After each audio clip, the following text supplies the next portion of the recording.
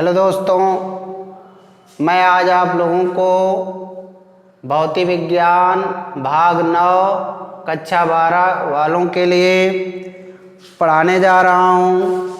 आज मैं आप लोगों को लेंस की क्षमता क्या है उसके विषय में बताएंगे। ठीक, पहले लेंस की क्षमता कैसे अधिक कैसे कम होगी।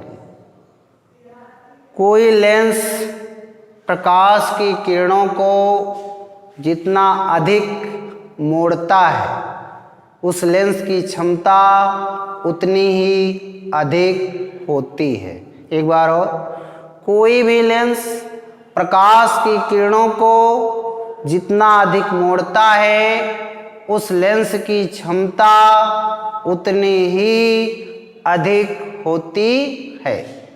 अब आगे इसकी परिभाषा कैसे देंगे उसे ध्यान दीजिए। किसी पतले लेंस की मीटर में नापी गई फोकस दूरी के व्युत्क्रम को ही हम लेंस की क्षमता कहते हैं। लेंस की क्षमता को हम P से प्रदर्शित करते हैं। किससे व्यक्त करते हैं बेटा? P से। किसी पतले लेंस की मीटर में नापी गई फोकस दूरी के व्युत्क्रम को हम क्या कहते हैं? लेंस की क्षमता। ये देखिए फोकस दूरी है, ये किसमें मापी गई है? मीटर में। तो लेंस की क्षमता P बराबर 1/F मीटर। लेकिन यही फोकस दूरी यदि सेंटीमीटर में मापी गई होती तो लेंस की क्षमता का सूत्र P बराबर 100/F सेंटीमीटर होता। समझ में आया? क्या थी लेंस की क्षमता? लेंस की क्षमता क्या है? कोई लेंस प्रकाश की किरणों को जितना अधिक मोड़ता है उस लेंस की क्षमता उतनी ही अधिक होती है। इतना समझ में आया? दूसरा क्या है? दूसरा इसकी जो परिभाषा है, किसी पतले लेंस के लिए मीटर में नापी गई फोकस दूरी के व्युत्क्रम को लेंस की क्षमता कहते हैं। लेंस की क्षमता को P से प्रदर्शित करते हैं। P बराबर होता है 1/F मीटर में। यदि यही फोकस दूरी सेंटीमीटर में मापी गई होती तो लेंस की क्षमता P बराबर 100/F है और ये सेंटीमीटर में। लेंस की क्षमता का मात्रक क्या है? इसका मात्रक है इसका डायोप्टर। मात्रक क्या है इसका? डायोप्टर है। लेंस की क्षमता का मात्रक क्या है? डायोप्टर है। और इससे हम कैपिटल D से प्रदर्शित करते हैं। अब आगे देखिए, रेखीय आवर्धन क्या है? एक चीज और आती है, मात्रक डायोप्टर होता है। अगर एक डायोप्टर पूछ लिया जाए किसे कहते हैं? एक डायोप्टर किसे कहते हैं? ये तो होगा कि एक डायोप्टर क्या होता है। जैसे मैंने कहा लेंस की क्षमता का मात्रक क्या होता है? डायोप्टर। लेंस की क्षमता क्या होती है इसकी परिभाषा बताई। लेकिन एक डायोप्टर क्या होता है बेटा, इसके विषय में भी तो जानिए, अन्यथा आप कहोगे एक डायोप्टर हमें पता ही नहीं है। जानना जरूरी है कि एक डायोप्टर होता है क्या, उसके विषय में ध्यान दीजिएगा। एक डायोप्टर क्या होता है? 1 मीटर फोकस दूरी, 1 मीटर फोकस दूरी वाले लेंस की क्षमता कितनी होती है? 1 डायोप्टर होती है। 1 मीटर फोकस दूरी वाले लेंस की क्षमता को हम एक डायोप्टर कहते हैं।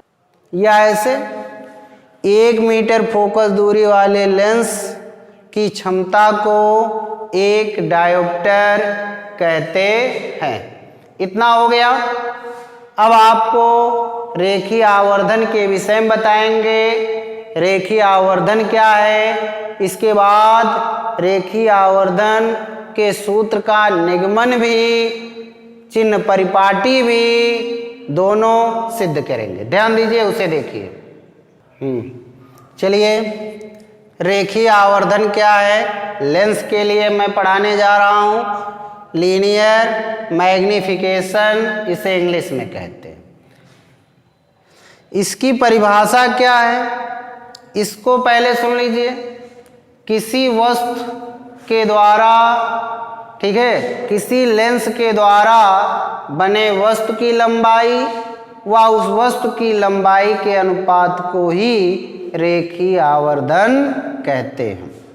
किसी लेंस के द्वारा बने प्रतिबिंब की लंबाई, किसी लेंस के द्वारा वस्तु का जो प्रतिबिंब बनता है उसकी प्रतिबिंब की लंबाई और स्वयं उस वस्तु की लंबाई के अनुपात को रेखीय आवर्धन कहते हैं। और रेखीय आवर्धन को स्मॉल m से प्रदर्शित करते हैं। m बराबर क्या, रेखीय आवर्धन है, इसे m से प्रदर्शित करते हैं। प्रतिबिंब की लंबाई, प्रतिबिंब की लंबाई बटे स्वयं उस वस्तु की लंबाई। हो गई इसकी परिभाषा। रेखीय आवर्धन किसे कहते हैं, लीनियर मैग्निफिकेशन क्या है, किसी लेंस के द्वारा बने प्रतिबिंब की लंबाई स्वयं उस वस्तु की लंबाई के अनुपात को रेखीय आवर्धन कहते हैं। और रेखीय आवर्धन को स्मॉल m से प्रदर्शित करते हैं। हो गया। इसके लिए इसका निगमन देख लीजिए। फिगर पहले बना रहे हैं। ये एक उत्तल लेंस हो गया। कौन सा लेंस है, उत्तल लेंस। उत्तल लेंस के मध्य बिंदु से एक रेखा गई है। क्या गई, रेखा। ये इस लेंस का प्रकाशिक केंद्र है। इस लेंस में 2 फोकस होते हैं, एक बाईं तरफ होता है, एक दाईं तरफ। उत्तल लेंस में बाईं तरफ प्रथम फोकस होता है और दाईं तरफ कौन सा फोकस होता है, द्वितीय फोकस होता है। इतना हो गया। अब ध्यान देना, इतना तो समझ में आया ही होगा। यदि वस्तु एक स्थिति बताई गई थी, वस्तु प्रथम फोकस दूरी के 2 गुने पर स्थित है। ये हो गई एक वस्तु। वस्तु का नाम है O व O डैश। ये है हो गई वस्तु। ये वस्तु है भैया O व O डैश। ध्यान दीजिएगा। इससे प्रकाश की किरणें चलती हैं, पहले मुख्य अक्ष के समांतर आती हैं। लेंस से अपवर्तन के पश्चात कहाँ से होकर जाती हैं, द्वितीय फोकस से होकर जाती हैं। दूसरी कहाँ से होकर जाती है, लेंस के प्रकाशिक केंद्र से होकर गई और लेंस से विचलित नहीं होती है, सीधे निकल जाती है। ये देखिए, दोनों का कटान बिंदु यहाँ पर मिल गया और ये इसका जो प्रतिबिंब बना है, ये मुख्य अक्ष है, ये ध्यान दीजिए, ये प्रतिबिंब बना है। ये आपका 2f2 हो गया। प्रतिबिंब क्या है, I व I डैश है। इतना आया समझ में। ये हो गया। क्या है, ये एक स्थिति भी है जब वस्तु उत्तल लेंस के प्रथम फोकस के दुगनी फोकस दूरी पर स्थित हो तो उत्तल लेंस के द्वारा उस वस्तु का प्रतिबिंब द्वितीय फोकस के दुगनी फोकस दूरी पर वास्तविक बनता है, उल्टा बनता है और वस्तु के बराबर बनता है। इतना आ गया। इसका निगमन देख लीजिए। त्रिभुज ओ ओ डैश सी, त्रिभुज ध्यान दीजिए, निगमन है त्रिभुज ओ ओ डैश सी में, ठीक, इसमें ध्यान दीजिए। त्रिभुज ओ ओ डैश सी में ये बताइए वो क्या है? समकोण है, ठीक। और त्रिभुज तथा त्रिभुज, अब इसमें आइए, क्या है आपका? आई आई डैश सी, त्रिभुज आई डैश सी में, इतना हुआ। लेकिन अभी एक चीज हमने दर्शाया नहीं है, वस्तु और प्रतिबिंब की दूरियां। लेंस के प्रकाशिक केंद्र से वस्तु की दूरी यू हो गई और प्रतिबिंब की दूरी क्या हो जाएगी? v हो गई। दो त्रिभुज आपको मैंने दिखाया, ओ O dash C, I dash C में कोण ओ क्या है? समकोण है। कोण आई क्या है? लंब है, इस पे ये भी समकोण है। एक कोण सी इसमें भी है, कोण सी है तो क्या है? शीर्षाभिमुख कोण है। ध्यान दीजिएगा, पहले क्या लिखेंगे? कोण ओ डैश ओ सी, और कौन सा? कोण आई, कोण आई डैश आई सी। अब बताइए, ये 90 अंश, ये 90 अंश है, क्या है? समकोण है। समकोण, समकोण का मतलब 90 अंश के। हो गया। अब आगे देखिए, एक कोण और एक कोण एक दूसरे के शीर्ष पे ऐसे सी दोनों में आ रहा है तो क्या होगा? शीर्षाभिमुख कोण होगा। तो शीर्षाभिमुख कोण आप दोनों त्रिभुज से लिखिए, लेकिन वो अक्षर कहाँ आना चाहिए? बीच में। ध्यान दीजिए, ओ सी ओ डैश और आई सी आई डैश जो आपके कोण हैं वो क्या है? शीर्षाभिमुख कोण है। शीर्षाभिमुख कोण हो गए, ये शीर्षाभिमुख कोण है। इसके बाद जब ए कोण बेटा सी इस कोण के बराबर है, ए कोण इस कोण के बराबर है, तो निश्चित ही कोण ओ डैश कोण आई डैश के क्या होगा? बराबर होगा। तब त्रिभुज ओ ओ डैश सी समरूप होगा त्रिभुज आई आई डैश सी के। इतना आया? समरूप किसके होगा?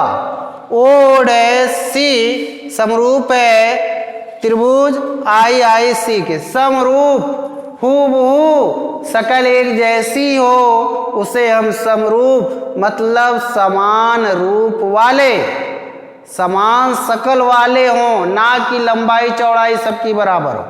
हूबहू शकल जिसकी मिलती हो उसे हम क्या कहेंगे? समान रूप वाले, उसी से बना है समरूप त्रिभुज। एक चीज इसमें क्या है? समरूप त्रिभुज है। तब समरूप त्रिभुज के नियम से, समरूप त्रिभुज के नियम से, क्या है समरूप त्रिभुज का नियम? ठीक, अब ध्यान दीजिए, समरूप त्रिभुज के नियम से लंब क्या है? ओ ओ डैश, इसका लंब क्या है? आई आई डैश। ठीक, इसका आधार क्या है? दूरी सी ओ, वस्तु कहाँ रखी है? सी ओ दूरी। प्रतिबिंब कहाँ बना है? सी आई पर बना है, यही पर बना ना। चलिए ओ डैश और आई डैश है, और एक क्या है CO और CI डैश है। इसमें और आगे देखते हैं। चिन्ह परिपाटी से अब आइए, चिन्ह परिपाटी से इसे समीकरण 1 बना दीजिए। चिन्ह परिपाटी से, चिन्ह परिपाटी से क्या बेटा, वस्तु ओ डैश की ऊंचाई ऊपर की तरफ है तो इसकी ऊंचाई क्या होगी, धनात्मक। ये धनात्मक O हो गया। प्रतिबिंब कहाँ बना है, नीचे। प्रतिबिंब की ऊंचाई, वस्तु की ऊंचाई है, प्रतिबिंब की ऊंचाई क्या है, आई डैश है, और ये मुख्य अक्ष के नीचे है। मुख्य अक्ष के ऊपर की ऊंचाई धनात्मक, मुख्य अक्ष के नीचे की लंबाई क्या होती है, ऋणात्मक, इसलिए माइनस क्या हो गया, आई हो गया। वस्तु के वक्रता केंद्र, लेंस के वक्रता केंद्र से बाईं ओर वस्तु की दूरी, वस्तु की दूरी क्या है, CO है। CO क्या होगा, -U होगा। प्रतिबिंब की दूरी CI है, दिखाई दे रहा है। प्रतिबिंब की दूरी CI बराबर V, धनात्मक, क्योंकि ये किस तरफ है, आपका दाहिने तरफ है। चलिए अब मान रखिए समीकरण 1 से, जगह है यहाँ पे, ऊपर देख लीजिए, यहाँ दिखाई देगा। समीकरण 1 से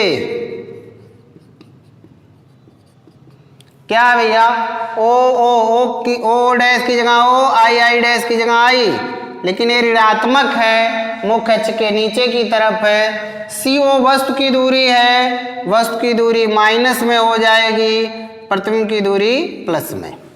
इससे क्या हो गया, कट गया। O बटे I, U बटे V, ठीक। इसे इधर उधर कर दीजिए, इसको यहां ले जाइए, V upon U, I upon O हो गया, त्रिक गुणा करके। ये यहाँ पे गया, ये यहाँ पे गया, ठीक। ये गुणे में भाग में, ये गुणे में भाग में, इस तरह हो गया। रेखीय आवर्धन क्या होता है, प्रतिबिंब की लंबाई बटे वस्तु की लंबाई, I बटे O किसके बराबर है, आवर्धन के, और इनकी दूरी V बटे U है, इसके बराबर है। तो लेंस के रेखीय आवर्धन का फार्मूला M बराबर I बटे O V बटे U हो गया। ते निगमन समाप्त हो गया। रेखीय आवर्धन का यही सूत्र है। किसका सूत्र है, रेखीय आवर्धन का सूत्र है। किसका सूत्र है, रेखीय आवर्धन का ये फार्मूला है। नोट के तौर पे आपको कुछ चीजें ध्यान में रखनी है। नोट में क्या है उसे सुन लीजिए, ध्यान दीजिए। नोट क्या है, उल्टे प्रतिबिंबों कोष्ठक में वास्तविक, जो उल्टा प्रतिबिंब बनेगा वो वास्तविक होगा। उल्टे प्रतिबिंबों कोष्ठक में वास्तविक प्रतिबिंबों के लिए रेखीय आवर्धन M जो होगा वो पॉजिटिव होगा। क्या होगा, धनात्मक होगा। नोट के तौर पे आपको याद रखना है, उल्टे प्रतिबिंबों व वास्तविक प्रतिबिंबों के लिए रेखीय आवर्धन धनात्मक होता है, ठीक। और क्या, सीधे प्रतिबिंबों के लिए, जो सीधे हों, सीधे प्रतिबिंब कोष्ठक में आभासी के लिए रेखीय आवर्धन M क्या होगा, नेगेटिव होता है। ये शर्त याद रखनी। कई लोग डिस्टर्ब हो जाते हैं कि आवर्धन क्षमता धनात्मक होती है कि ऋणात्मक होती है उत्तल लेंस की। तो आपको यहाँ याद रखना है, उल्टे व वास्तविक प्रतिबिंबों के लिए रेखीय आवर्धन धनात्मक होता है, सीधे व आभासी प्रतिबिंबों के लिए रेखीय आवर्धन जो होता है वो ऋणात्मक होता है। बस इसमें इतना ही। अब अगला डेरिवेशन आने वाला है, उस डेरिवेशन को आप अच्छी तरह से पढ़िएगा। कोई दिक्कत होती है तो आप हमें ज़रूर बताइएगा। बस इतना ही। अब अगले वीडियो में मिलेंगे। धन्यवाद।